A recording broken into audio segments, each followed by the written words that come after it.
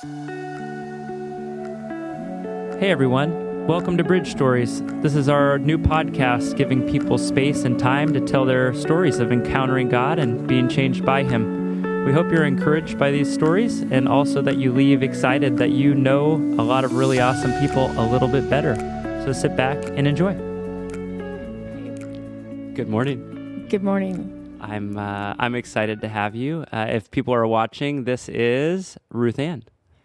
And Ruth Ann, it sounds like it took some coaxing to get you here.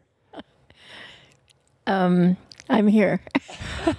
I want to come clean. I did send a text message or two that said, whatever you have to do to get her to say yes, just do that.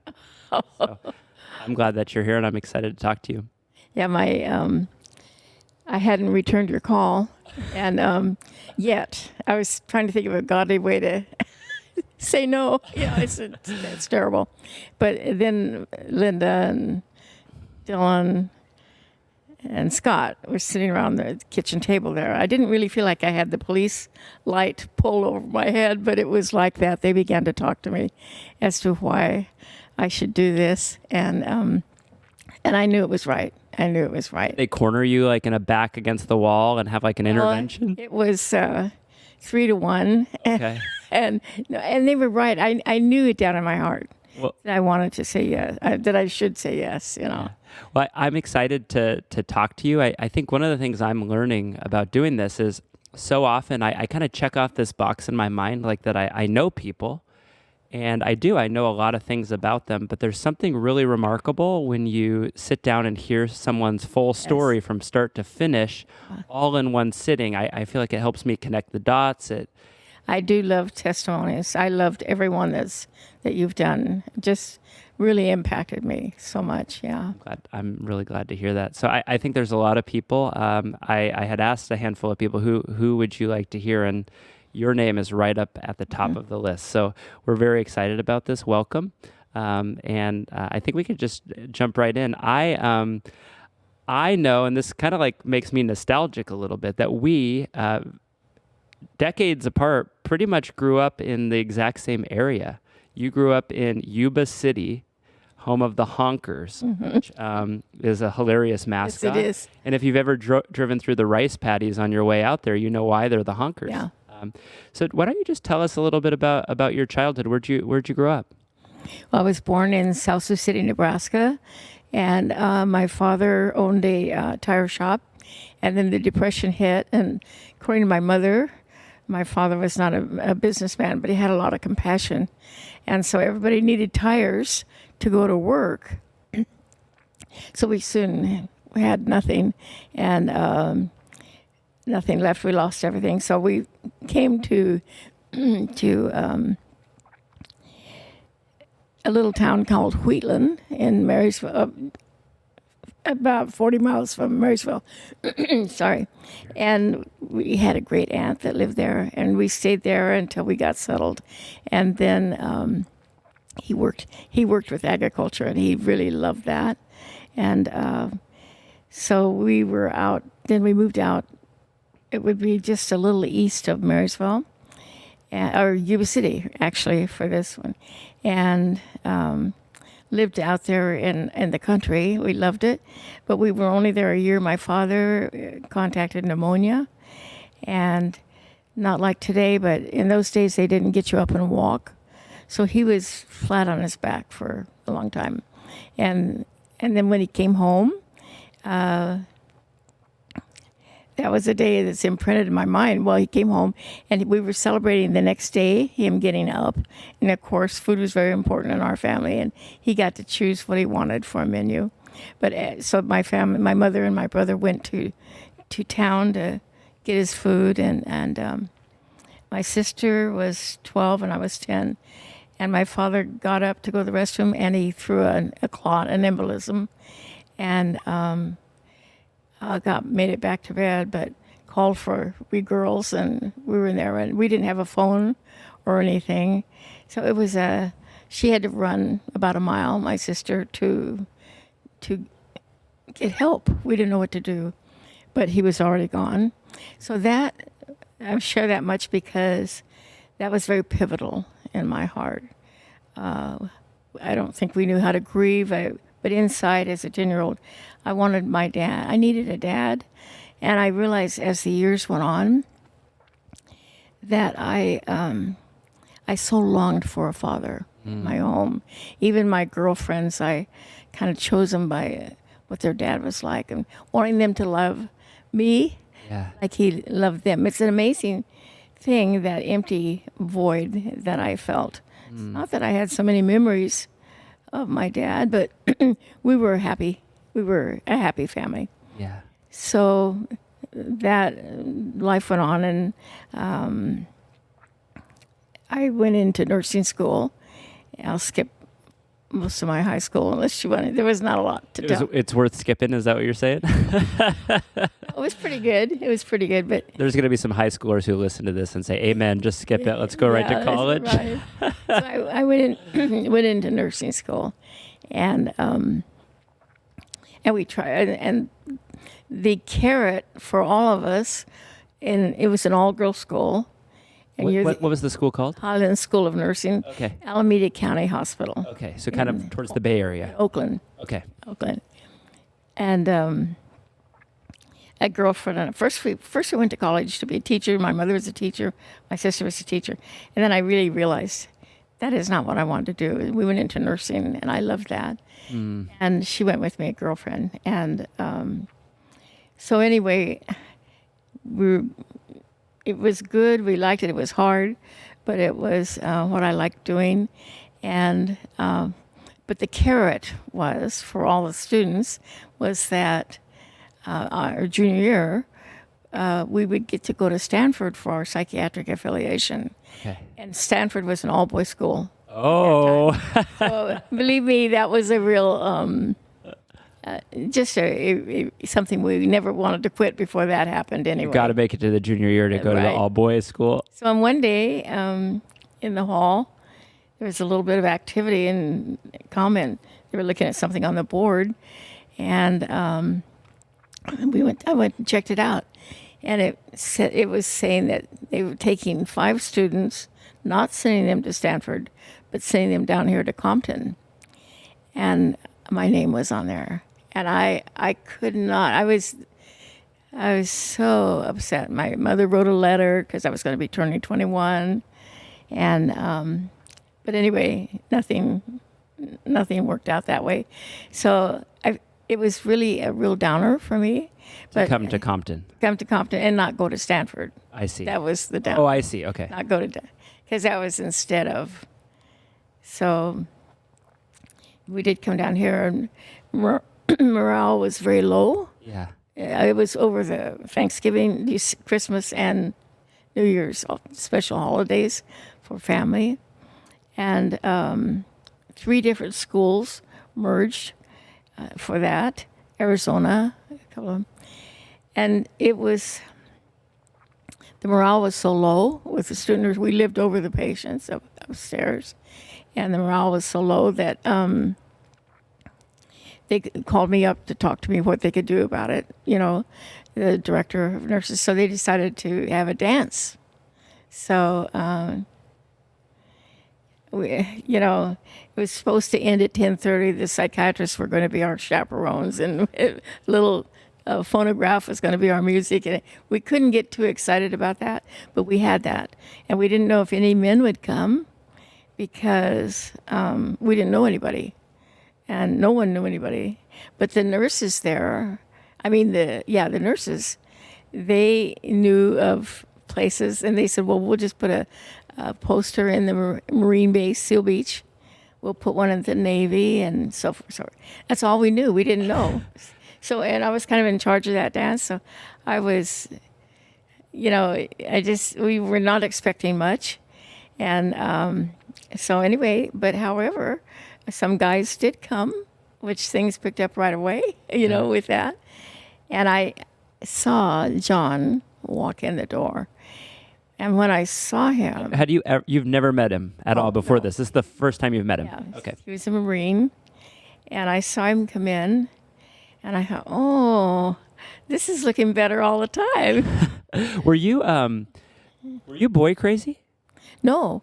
Oh, No, I was not. you're already telling me you couldn't wait to be 21 so you could go to the all-boys school. Well, of course. I mean, that would certainly sounded good, but I know I was not boy crazy. So I want to get back to the dance, but I think maybe because we're sitting in the city of Orange right now, I know what Yuba City is. I don't know that other people are understanding, because there's a huge cultural difference from Yuba City to going more or less to the greater LA area, right? Mm-hmm. Before we started, you were telling me, tell people about where you grew up. What was the house like? So just paint a picture, because this is a rural farming community, and you're growing up in this area. So paint that picture, because I think the contrast to at a dance in greater Los Angeles is going to pack a punch. Well, when we were in Nebraska, we were probably, well, we had good income, we'll put it that way. Okay. When we came to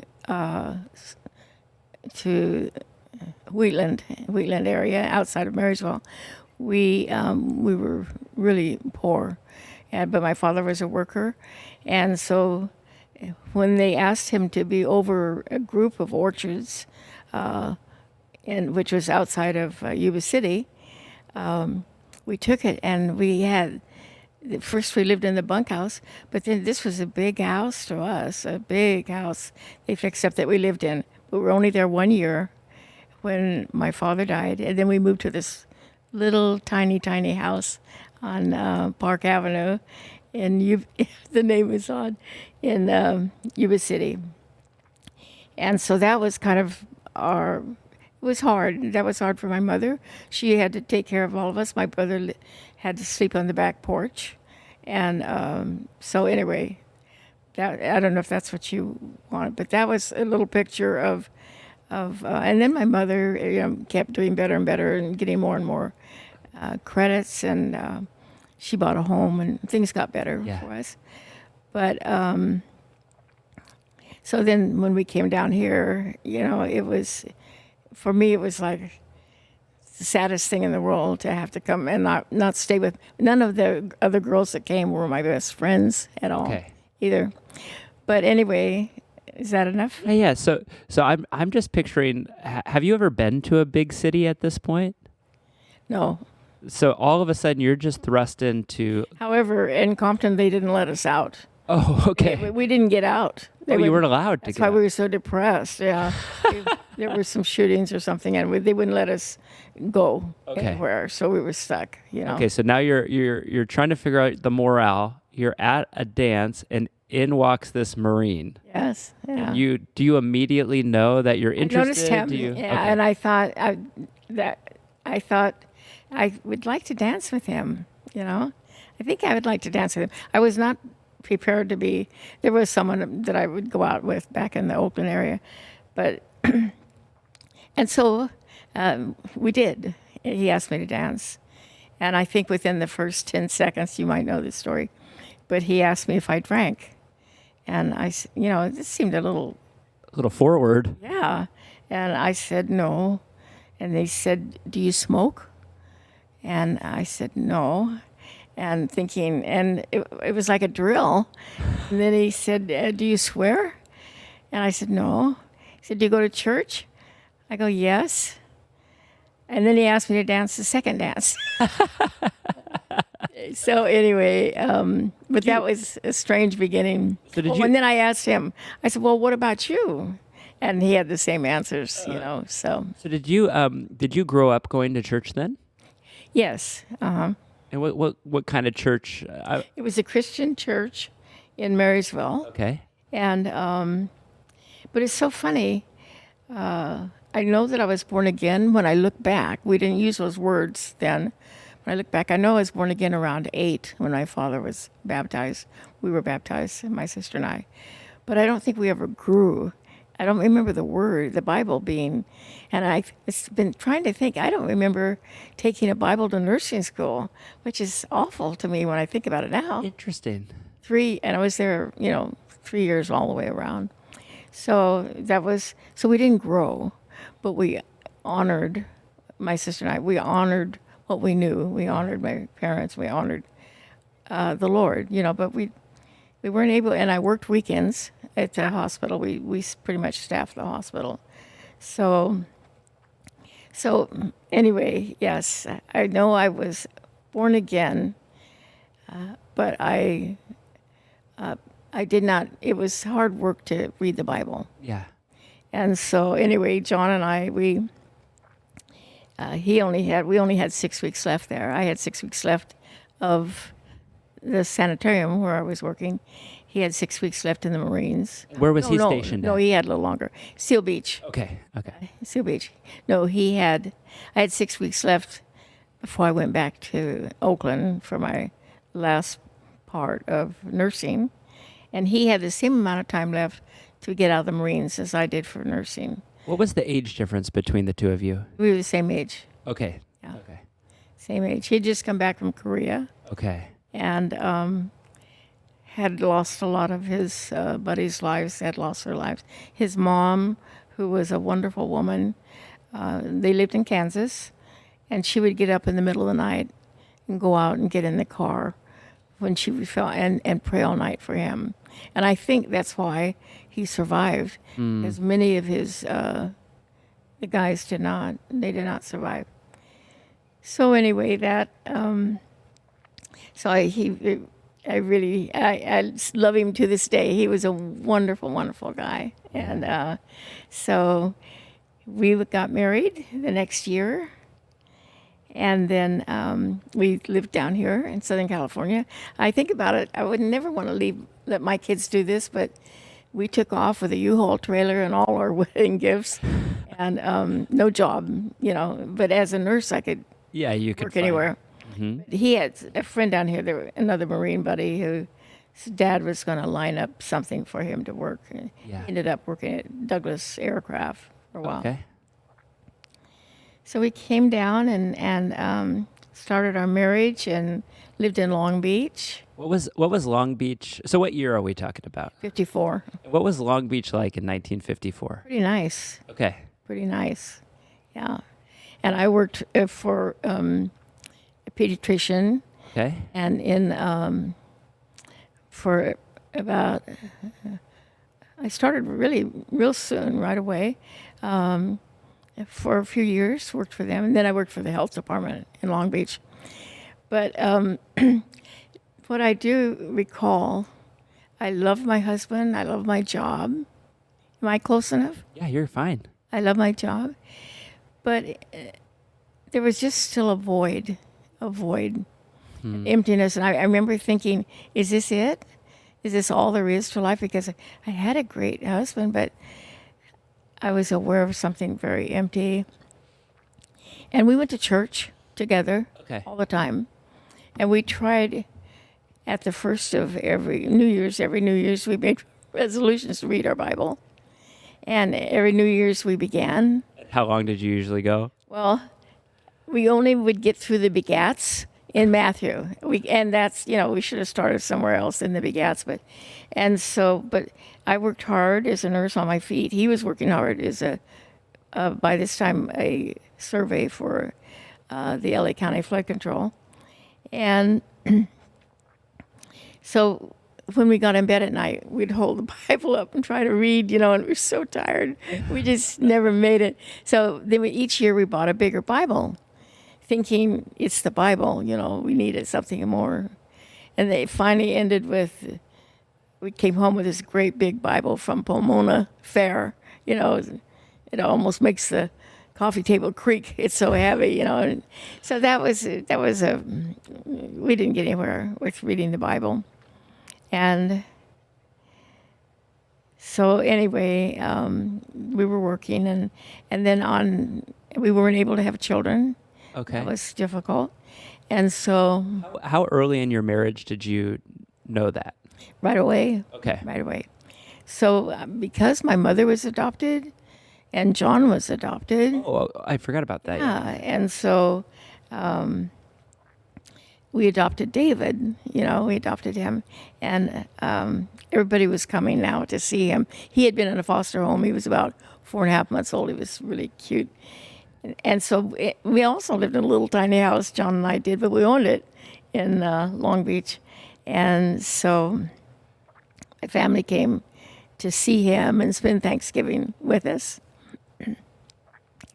And on that day, Thanksgiving Day, 1961, Okay. my brother, after dinner, shared about the baptism of the Holy Spirit.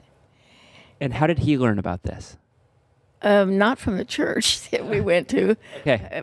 but from someone else that had told. We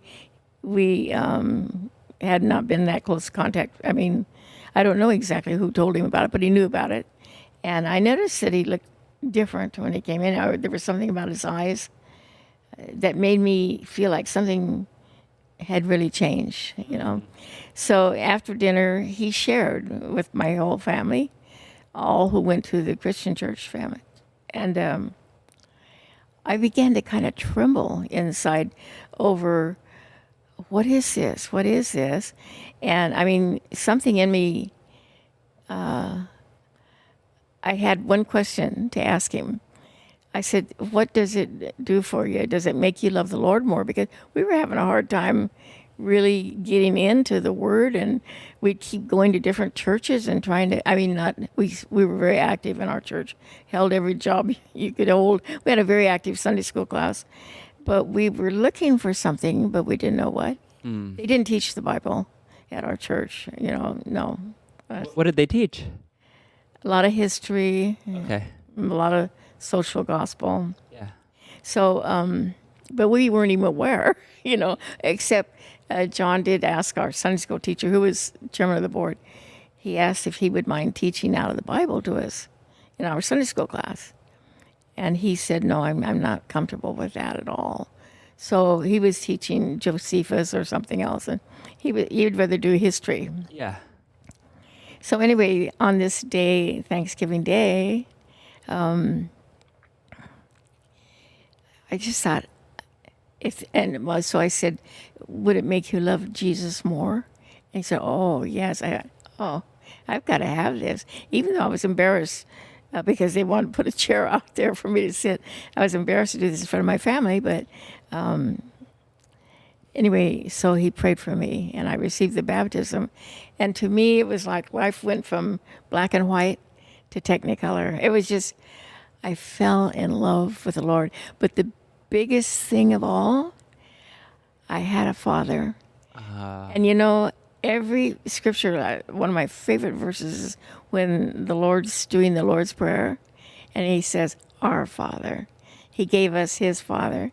And I'm telling you, I almost felt like I wasn't doing Jesus justice enough, or the Holy Spirit, but the Father, I had a Father, and I fell in love with the Father. And it was like this void in my heart just got so full, so full. Wow. And so that was, and so when later, John didn't say anything that evening, but when we went into bed, I said, well, what do you think about tonight? He said, well, I think I received too. I said, you did? You didn't say anything. You didn't have to sit in the chair in the middle of anyone? No, he didn't. And but I was glad. And he said, yeah, I think I even speak in tongues. I said, well, listen, I'll tell you if you do or not. And I thought, what do I know, But he prayed, and I said, yes, you've also been. That's what we knew at that point was a sign of it. We went from not being able to read the Word to just, John became a lover, even more than I did, of the Word, of reading it. He worked on a surveying crew. He had a little pocket.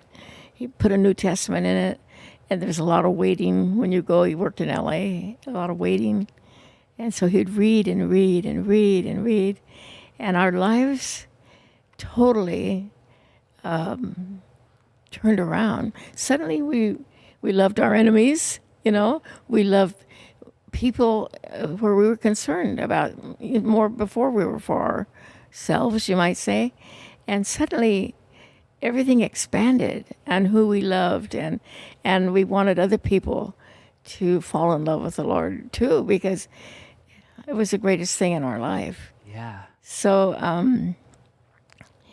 a lot took place from that point on. We had Bible studies in our home all the time. Yeah. And every week.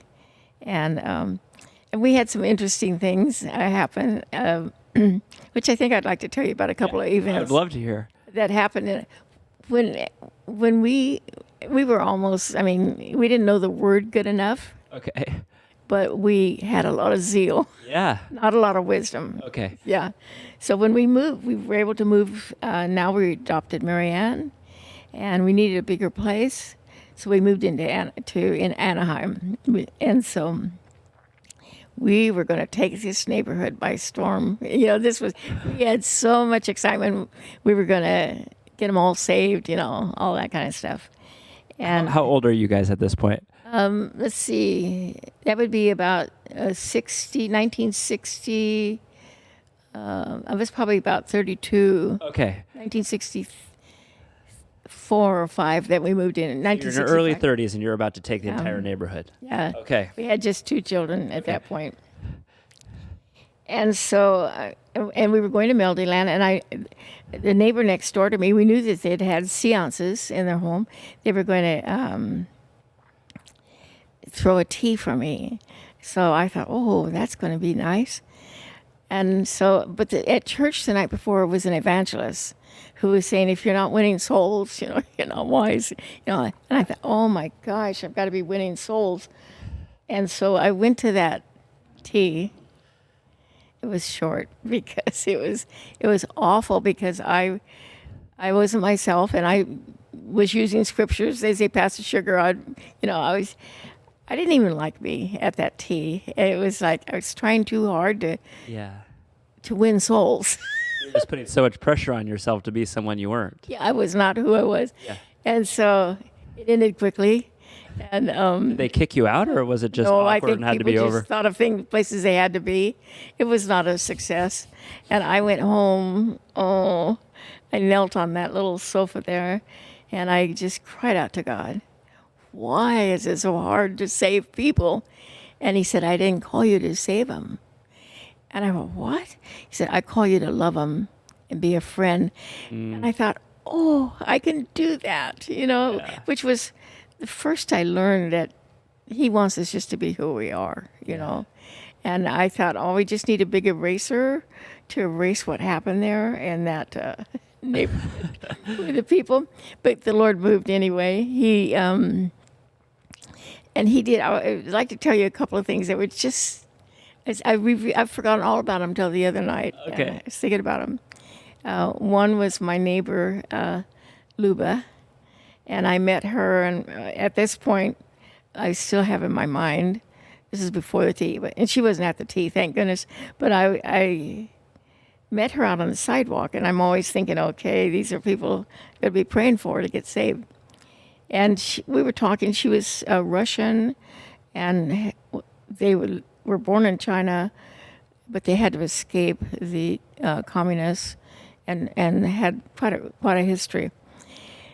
So anyway, we were talking, and she pointed to a lady back behind me down about 5 houses. She said, "See that lady?" I said, "Yeah." And she said, "Well," she said hello to me in the grocery store last week, and I said, "Look, you don't talk to me on the street. Don't talk to me on the grocery store." I'm thinking, I'm afraid of this woman. I thought, how am I ever going to ever be a witness to her? I'd never met anyone like her. And then about 2 days later, she was at our door with her mail had all been ripped open. She'd paid her bills, and they were outside on the mailbox. And apparently David and another friend had decided to play mailman. And they'd opened them, and as they'd open them, played with them, and they were strewn all over her yard. My God. And I thought, of all people, and she brought it to me, and I felt so badly. I said, well, John and I will come over after he gets home, and we'll bring David. He wasn't there right then, and he will apologize, and we will apologize. Yeah. So we did that, and we went over. And he cried and said he was sorry, and they cried, and then we prayed, and we all cried. And we prayed over them in their house, and that we were sorry that happened, a blessing. Well, in looking back, that began to be the start of a good relationship with Luba. She loved us. She loved us after that. And so we went to a little church, and we had friends I had some women that came to my house for Bible study. And so she would come the minute she would see them, and she'd come in and just sit down with us. We'd sit we had a long dining room table. But she was a smoker, and she smoked the strongest brand of cigarettes. And she was a non-stop. She was a chain smoker. Was it one of the brands that doctors were recommending? Well, I don't even want to say it, but I don't know if they're still, but they were strong. It was very strong. And so that was before they'd come out against cigarettes at that time. Well, we would sit around there, and she'd sit there, never talk, just smoking. Pretty soon, one day, she brought a Bible with her. And while we prayed, our room filled up with smoke while we prayed, and none of us ever said anything to her about her smoking. And one day, and while we prayed, she just had her eyes open, smoking. So one day, I was so afraid to do this, but everybody else had left, and I said, Luba, would you like to invite Jesus into your heart? And yeah, okay. So I said, okay. So I knelt down, assuming she would kneel beside me. She knelt way across the room, and I'm thinking, probably now I should have gone over, but I didn't think of it then, what to do. I'm so terrified of this woman, So we finished. She stood up, lit a cigarette, and said, okay, I'm going home. And I just knew I had blown it, that I'd asked her too soon. She wasn't ready. But a couple of days later, she came to the front door, and she said, this is Lola, my sister. And I said, hi, Lola. And she lived in L.A. And she said, we need to come in. And then she turned to Lola and said, Lola, you need to get saved. And Lola looked at her, and I'm thinking, oh my gosh, we were so careful with Luba. And she said, remember when we were running from the communists and so forth, and we were in a Catholic, they put us up in a dorm, and we laid Bibles on our chest. She said, Lola, that doesn't do it. And she said, we got to get him on the inside. We'd go to sleep at night with the Bible on our chest. We were so fearful. So she said, go over there and kneel. So, a very unusual altar call. Go over there and kneel, and Ruth Ann's going to pray for you. And so I did, and she accepted the Lord. But it showed me that God had really met Luba in her heart. Yeah. And so... she wanted that so bad for her sister. Yeah. And Luba became very endeared to us and to John. She loved John. She loved the Word. She fell in love with the Word. And one day she came over and she said, I was thinking, I wasn't born with a cigarette in my mouth. And she said, it's time for me to stop it. So I said, God, you do your part and I'll do my part. And that was it. She quit. Wow. She would quit. So that was, she just became very, and she kind of, I learned something very sad that happened in her life. She'd had adopted a child a baby, had it for 3 months. And then it was a private adoption. And the mother came and took the little girl back. So Marianne kind of became her little girl. Marianne would go over there every day. And so anyway, she needed us and we needed her in our lives. So I love these stories because I think one thing, if people aren't careful, I think a lot of people know your history here, and we'll get there probably, as you tell your story. But I think sometimes people think, Ruth Ann and John, they helped plant this church. They, were at Melody Land and all these amazing things. And I don't know that people always realize that, following God is just opening your front door. Yeah. It's just saying, come on in. It's, with discernment saying, should I say something about this woman smoking a cigarette and filling my house with smoke, or is this not the time? And it's the every single day. It's not just big giant events and special people that are called. It's people who just live following Jesus every day. When John would come home, he would say, "Oh, Luba's been here," because the house just reeked and the towels did.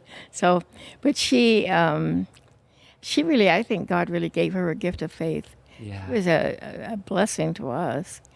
And I'd like to tell you one other Yes, little. please. And one other story was a friend of Marianne's. Her father had a heart attack. So we went to pray for him at the hospital. And he became born again. And John worked in L.A. at this time, every day, back and forth. And we got a call that night that the mother of his wife, his mother-in-law, was flying into Los Angeles, but no one could pick her up, and we began to see the writing on the wall, and it was pouring down rain. So John left and picked her up at LA, and he did tell me, he said, boy, she knows every curse word there is, something like that. We were laughing about it. And so then we went down the next day to see how the dad was, and she came out just covering her face, is so embarrassed. We were both there and just couldn't look at him. And then she finally said, I learned you were a pastor after I got here. She said, I cannot believe all the things I said in the car coming home. She said, but since you're a pastor, perhaps you can tell me what this means. She said, I found it in the gutter in Hawaii one time. It was a little Bible track, the little red Bible. I don't know if you ever, back in our days, little Bible track. It was, the red was all blotched because it had been in the gutter. She said, I found this, but I did not know what it meant, and I've saved it, for several years. Could you tell me what this means? And it happened to be, though our sins be as scarlet, we can be washed white as snow. John was, well, yes, I can tell you what that means. And she ended up accepting the Lord. And so it was just God's goodness over and over. We had nothing to do with it. And then I'll just tell you one more. I forgot all these stories I was thinking about the other day. One more of just the blessing in the neighborhood. I'm sorry. Oh, no, you're fine. My throat. But we had a neighbor right across catty corner, cul-de-sac, and they had a little boy, and probably about the age of and she loved to have Linda come over and play with him so she could get some work done. Yeah. Maybe he's a little younger. Yeah. So that's what preceded this story. Well, then one day, and Linda always sang. She was always singing as a little kid. And so one day there was a knock on our door, and it was this neighbor, a very nice young man. And he said, John, what can I do to get saved? This is what everybody wants. And he goes, well, come on in. And he said, he said, I was taught those things when I was young, but he said, every time your daughter sings, Jesus loves me, I hear her singing the songs from Sunday school.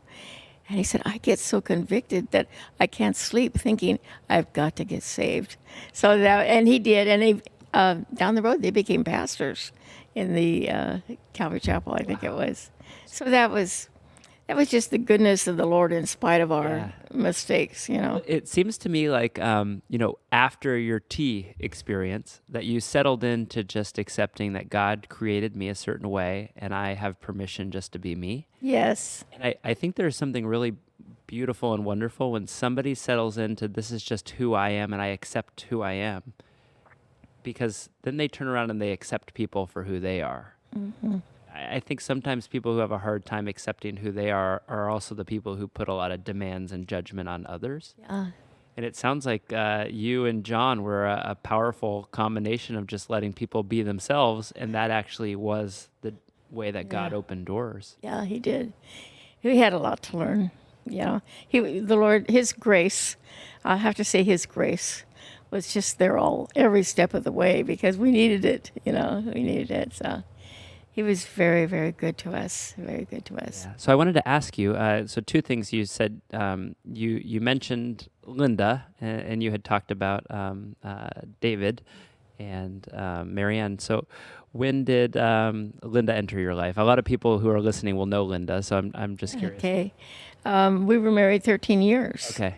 And learned that we were expecting. And that was just such a shock, because no longer was that one of our dreams. I think we just had bought a secondhand car, thinking, can we afford this? And so that, and that was a blessing. And I will share this story. Most of the church knows it, but because before Linda was born, there were four of us, my mother and John, and the two children were adopted, and I was the only one that wasn't adopted.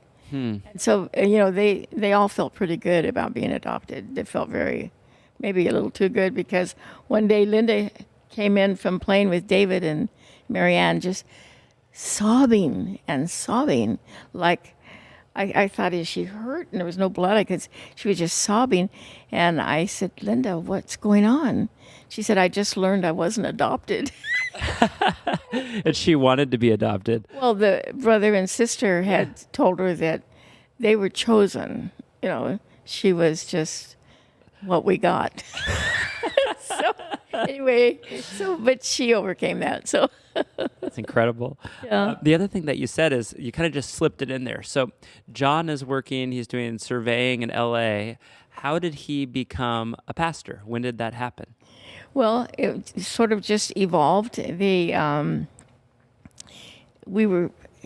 leadership right away. You could see that, but he loved teaching, and he did have a stutter, and however, I never hardly noticed it after that, but so it just didn't fit that he would ever do anything public, because even when we'd be in our Sunday school class, if something, or people didn't know, and they'd have you go around the room and tell who you are, and so I used to really feel concerned for him, because that would put a little pressure on him with his speech. So that's probably why I'm so for the baptism of the Holy Spirit, because God just literally moved in and took over in our lives. And for John, he began to teach the word when we had Bible studies, and we got involved. When Mildyland was still on Candlewood, we got involved with home ministry groups. He led, and pretty soon it was more and more groups, and pretty soon we had 2 groups a month, which is a lot when you have little kids. Yeah. Yeah. To get them tired so they go to bed early, work. But anyway, so more and more, and then they opened the School of Theology. And by this time we had been going to Mildyland quite a while, and they opened the School of Theology, and that was, he had gone back. I worked 1 year for him to go back to college so we could see what he wanted. He just went into engineering and all, but nothing really hit him until it was the School of Theology. He loved it. He still worked. He got some award for the highest student. He loved the word. He loved people. Turns out he could speak in front of people, and God anointed it. Did the stutter go away, or was it just not present when he was speaking about God? Other people, but I was never aware of it in the latter years at all. Okay. I was not aware of it. So I'll have to ask my daughters what they think on that, or David. But yeah, the more I think something just happened there, and it more and more was gone. Yeah. So he went through this. Did he formally become a staff member at Melodyland? No, he still worked. But they had an internship program. Okay. And he took it 1 year, and then they asked him to be in charge of that. So he was in charge of the internship for quite a few years, and we made wonderful friends. They came from all over, the United States to see what was going on out here. Right. And became pastors, and we still have some very good friends in different states from the time we had with them. I think he graduated from the School of Theology in 75. Okay. And he went, his heart now was no longer for his job, but for the ministry. But he was very conservative. I found out about John. If we were going to shop, when we first married, I just want to get it and get home. He wants to research and research and research. And finally, I wouldn't go shopping. Especially we were looking for, at this time, it was stereo, Fisher, whatever. Okay. Components. Went to LA, and finally I quit because I realized he had no intention to. So, and I don't know why I'm telling that. But he was just a conservative guy. Yes. Oh, so He just needed all of the details yes. before making a So decision. for him to ever leave his job without pay would be like, he was a good provider. And now he was like in the engineering department. So, but he wanted to go in the ministry. And so Nora Lamb took a trip over to China, somewhere over there, and into the bush and so forth. And he wanted to go. And so, but we didn't have the funds to go. But anyway, it's so amazing what happened one night at Meldyland. The pastor called everybody up that wanted to go on the trip to come up there. And so he did. He went up there. And as he was leaving, a lady met him and said, "You're the one. The Lord has told me I was to pay for someone who was going to go, but I didn't know who." And she said, "I came this morning to church, and I looked at everybody. No. She said, and then church went on in the evening. And then she said, when he called him up at the end, she said, and the Lord said, 'You're the one.'" So his fare was paid for. Wow. Which was big for us. Yeah. And his fleece, you might say, was when he went over to minister there, because they were all going to go out and minister with her, if God was with him, and if something proved that God was in it, and there was like results, then he would quit his job. And so that was big, and of course I was ready for him to quit right away. It sounded really good.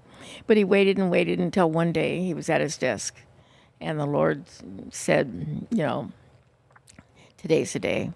And so he left his, we had a pretty good salary, left that. And he had kind of been promised that he would be put on staff there, but then that changed into an offer to come as a volunteer. But he'd already quit, and he already knew this. And then God just provided. God provided.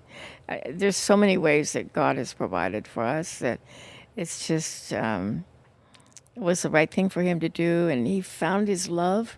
He loved what he did. He loved the Word, and so that. That's amazing. So how old was he when he quit his job? In his 30s, early 40s? I would say he was in his. Well, he was born in 31. He graduated in 75. Okay. You do the math for me. 44. Yeah, and then probably a couple of years later.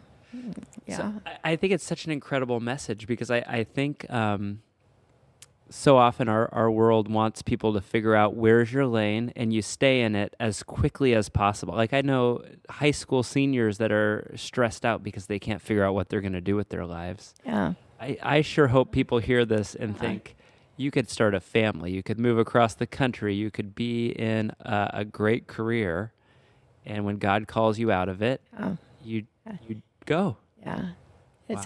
That's the way it happened, and he fell so in love with the Lord, and we couldn't get over the power of the Word to change people's lives. Yeah. And so one of the greatest things for us at Melodyland was they started a new Christians class. There were so many new Christians. They ended up with about 5 or 6 of them, and the intern pastors taught them, and it was during the Jesus movement kind of thing. So I just remember so many weddings we did in our home. I mean, they already had maybe 5, 6, 7 kids, but they would be reading the Word and go, we should get married, you know? And so we even gathered a few candles and a few things because it wasn't unusual to, when the Holy Spirit spoke to them, then, because they were learning the Bible, that they would get married. So they would just jump up and John would officiate a wedding on the spot. Well, no, they would let us know. I mean, they would talk to us at a week ahead or something, you know. And it's funny because you learn not to show on your face sometimes when you just want to laugh, you know. And I remember one day at the house, this couple, they had quite a few children. This couple came and oh man, they loved the Lord and now they wanted to get married and they wanted to please God. And she said this to me. She said, "Oh, when we woke up this morning in bed, we were so nervous. Today's our wedding day." You know, it just tickled me so much how God works. You know, yeah. So you were at Melodyland, and you mentioned. So I don't know the full kind of timeline because you mentioned you were at Melodyland before it moved to the big area. So how long were you guys at Melodyland for? We left Melodyland for a few years to go into another little church, and John helped pastor that church. But we went back. So I would say we started in probably 6, I think Linda was about 18 months. So probably started, well, actually in 1961, they were meeting in a little women's club meeting house over on La Palma in Anaheim. We went to that. And that was when, because now we've all been baptized in the Holy Spirit, but we don't know what to do with ourselves. So there were some people that had a lot of meetings because they mostly were church people, denominational people that were baptized, and most of the churches didn't really approve, you know, of that. Yeah. So we were looking for, and so we all heard you find out where to go. And there was a man that had a meetings in his home right after we were baptized in the Holy Spirit. Tons and tons of people went to his home, and he was a builder, and we all got to know each other and pray with each other and keep growing. And then we met. My brother actually introduced me to Ralph, or to Pastor Wilkerson. So and that night that we went to the women's clubhouse, David was like 18 months old. Okay. And so. And John had never stood up in front of anybody to talk, but Ralph, I always knew him as Ralph, but Pastor Wilkerson knew us. He'd been to dinner at our house, and he knew about John, that he'd been, you know, that he was falling in love with the Lord. So he asked John to come up and give his testimony. And I sat there thinking, oh, how painful this is going to be for John because of his speech. This was in the beginning of all of that, probably around 1962. Or anyway, he went up there, and I had never heard him talk about his speech, saying that, you know, it was difficult because of his speech, but he loved the Lord so much. How people were crying all over, and I sat there thinking, who is this man? You know, up there standing, and then he shared what the word meant to him. And that was kind of our first introduction to Melodyland, and then we were involved with them as they went from place to place, you know. That was a pivotal moment for him then. Yeah, it was. Yeah. For me too. Yeah.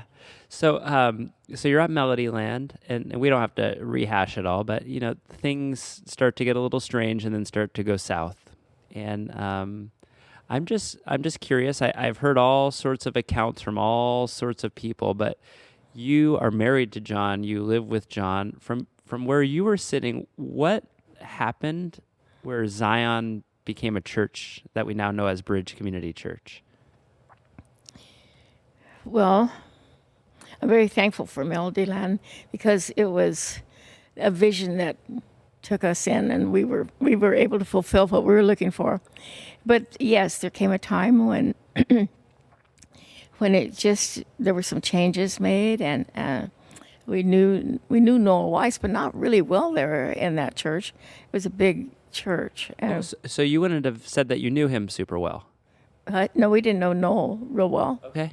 I knew him, Yeah. and John knew him, because John was involved in all the baptisms and everything with the interns. Right. And for there's a lot of people I'm learning are watching and they don't know the history. So when you're talking about Noel, you're talking about Noel Weiss. Weiss. And Noel and your husband John are kind of the two that are often said are the founders of where we're sitting. Yeah. Okay. So then, and there was another friend there who kind of wanted to start a church with John. Okay. But we were still there. Everybody else had pretty much left. We were still there, just waiting to hear from God. And we got a phone. He got a phone call from Noel one day, asking him not to start a church with anybody else, to wait till he got back. He was on a trip with Cecil Pumphrey. Wait till he got back and wanted us to come over to the house. So we did. I remember that very well because my husband was such a researcher. He took time for everything.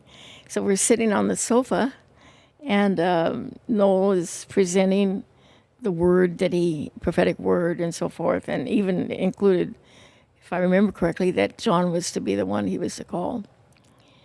And so he said, "John, would you like to be an associate pastor?" So I thought, I'm sitting there, I'm thinking, well, we're going to pray about this a long time. And John stood up and said, yes. And I said, John, don't we need to pray about it? He said, no, I already know. So I was in shock city, but I mean, it wasn't against it. It just. So if you knew him well, you knew that was so out of character. God had to have been doing out something. of character for John, yeah. Okay.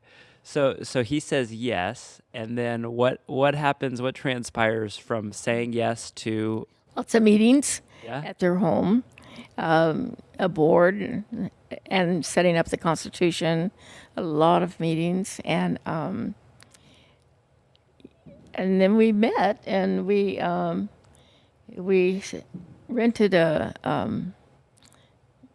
anyway, I can't remember it right. A hotel conference room. Off the 91, and as Phyllis and different ones have shared, it was a huge first day, and packed out. Millie was the CE; she took care of the CE, and Noel and John and Tom Long was the youth, and so oh my gosh, people came out of the woodwork. It blew our minds, because we didn't do any advertising. Yeah. I'm not sure how everybody, word of mouth, I think. Yeah. So. And I've heard, you weren't even sure if 5 or 10 people would show up, and it was so many hundred that you had to immediately go to 2 services very quickly. Yeah. So I didn't know this. I sort of just assumed when I thought of this whole story that you and John were very close with Noel and Phyllis prior to this. No, we knew them, and they Noel taught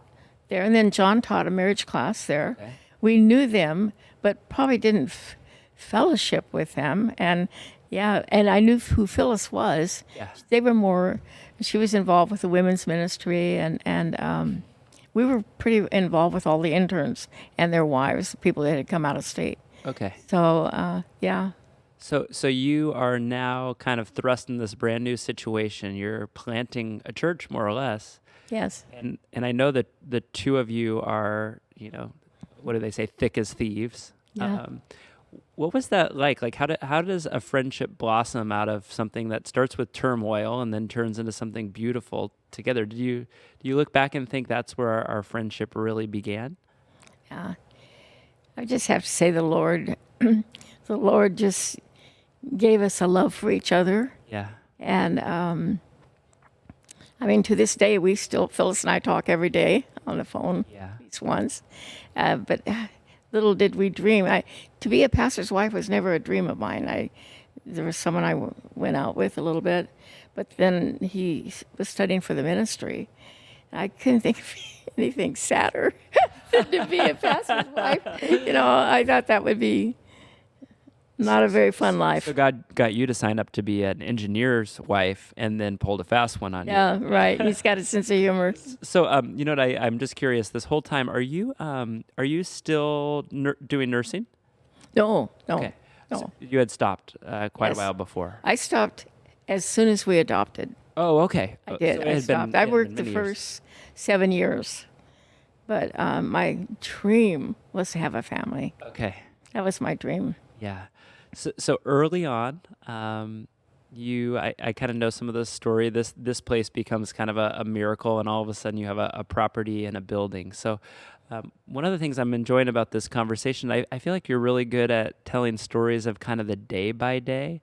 So often people think of a church and they think of the big monumental stuff. Tell us some of the, maybe a funny story or two, just the basic everyday being a pastor's wife around a new church. Well, there were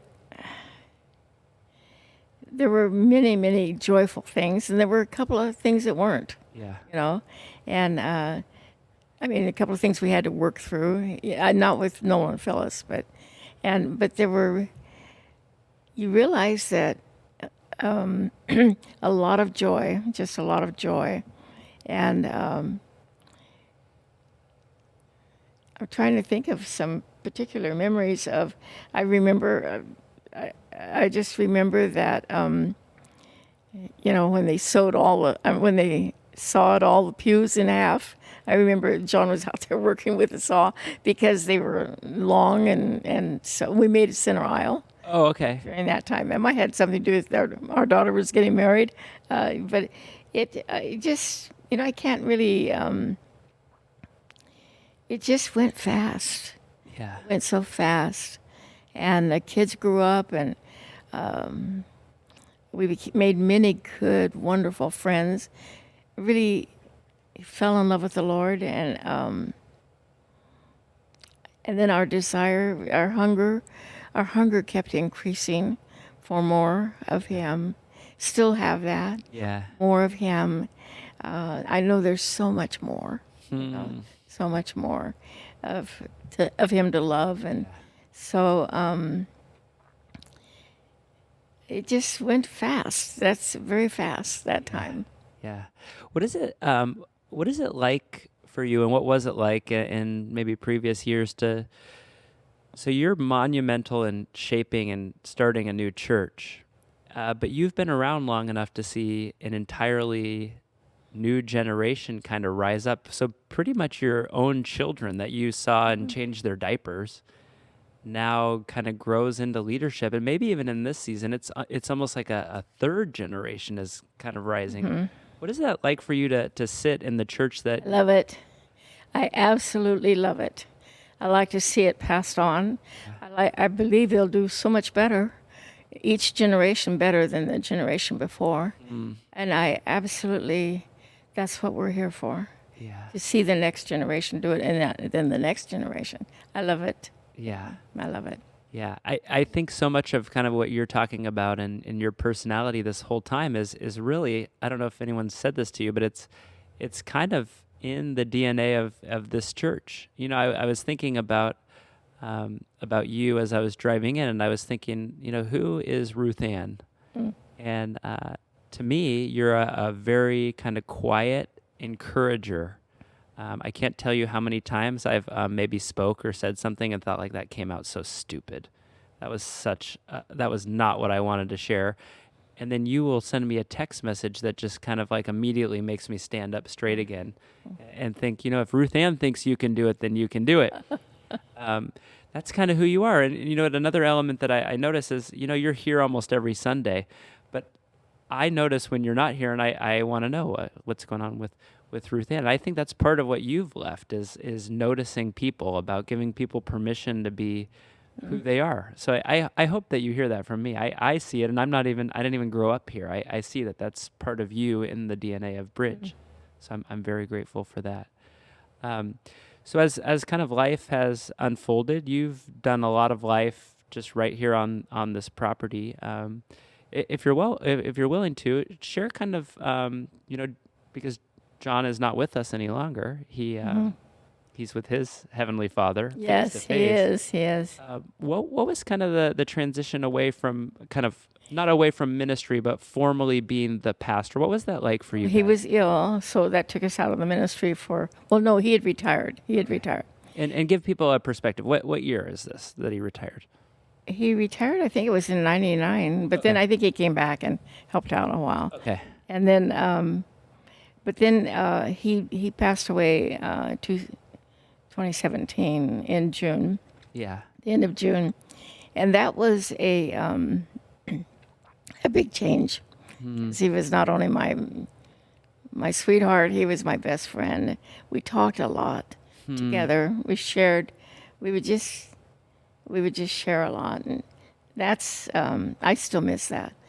But there was a day when he'd been gone a few months, and it was time to get up in the morning.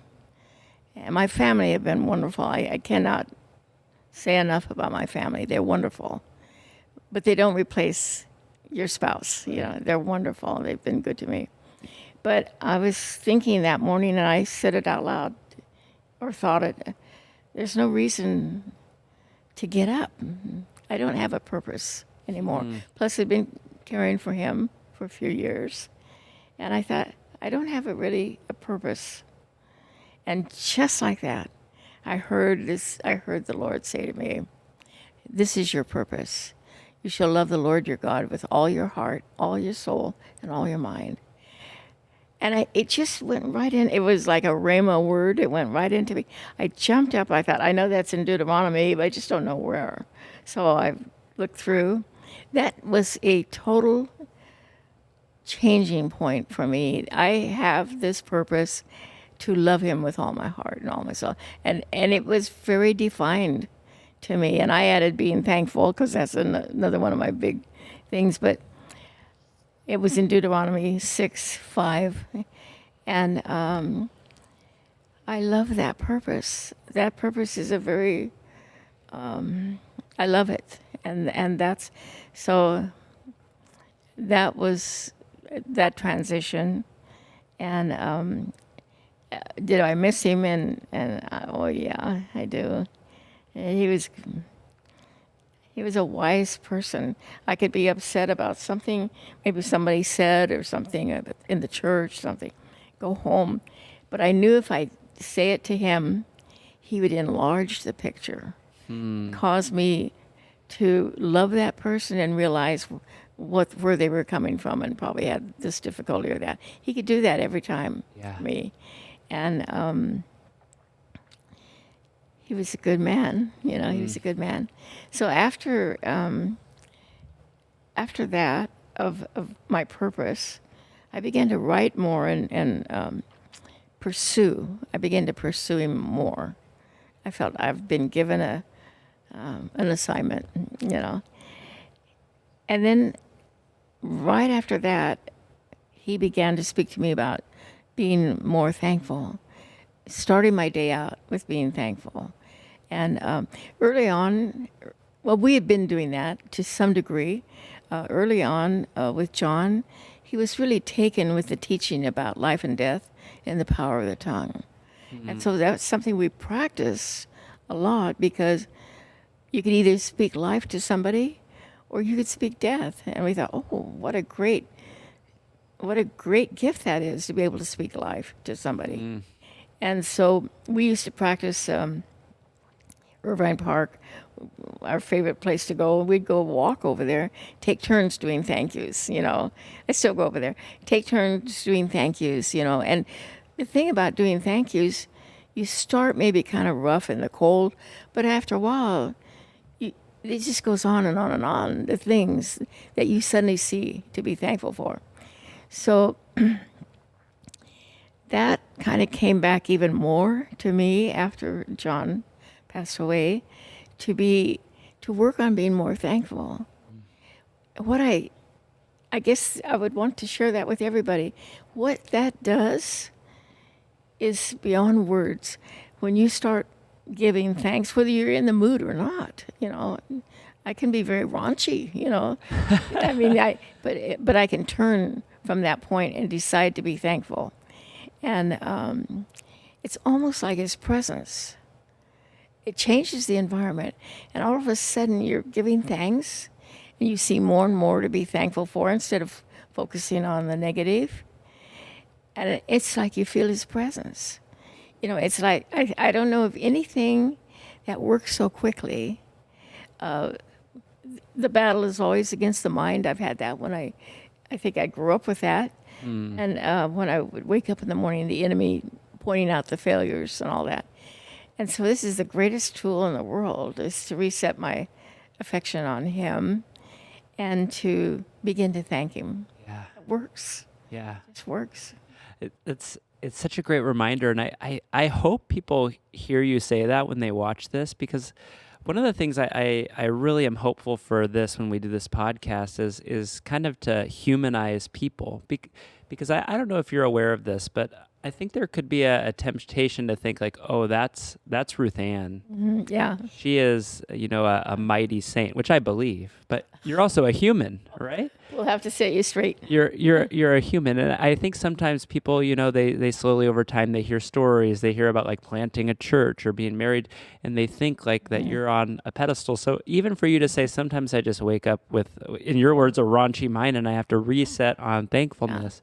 Yeah. I think that will help people think like, I'm in the same boat. I can make the same decision also to pursue the Lord today. It's I can remember one time, and we were, I don't know how long we'd been married, but we had kids by this time.